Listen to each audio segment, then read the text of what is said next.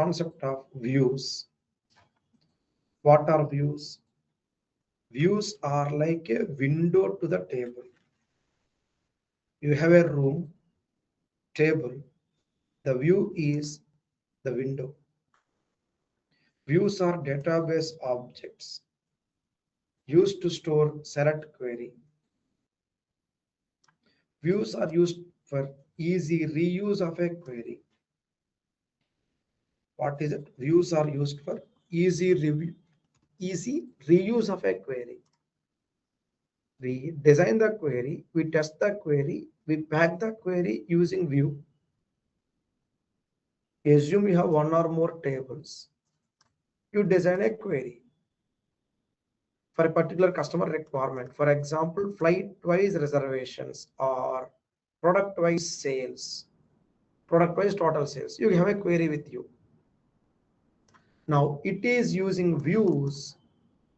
The query can be easily accessed by Power BI, Excel, etc. Okay, even Azure or Fabric, etc. So views are like a window to the table.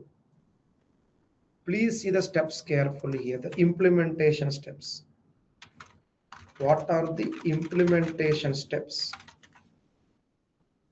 for when working with views? Okay, here it is. Coming to the implementation steps. See here, very simple and straight. Design a query.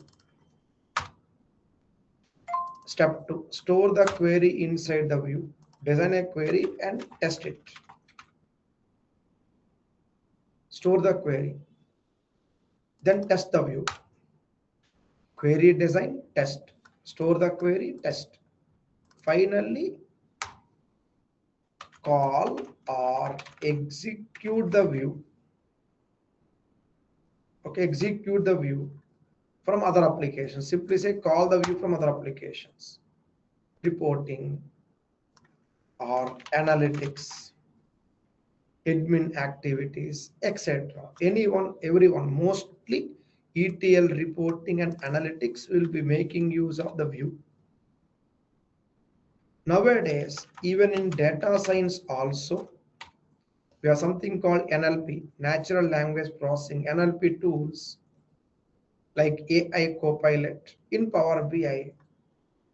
They are now started to use views as well. So views are a phase of your database for the customer environment. Okay, this is from analytics perspective. Okay, next. Here, views can also be used for easy and meaningful data insertions. That is called row level security. Remember, I repeat again, working used for analytics. This will be my first example today. Next, one more. We can use views for the purpose of inputs also. Let's understand slowly how to go for inputs. It's very simple, straightforward concepts. We'll do it slowly, step by step. Let's see. Here we go. I'll put this way, okay? Let's see input first, output next, okay? Any order it can be, both examples are independent. Views for row level security. Let's see. First, design a table. Okay, once we design the table,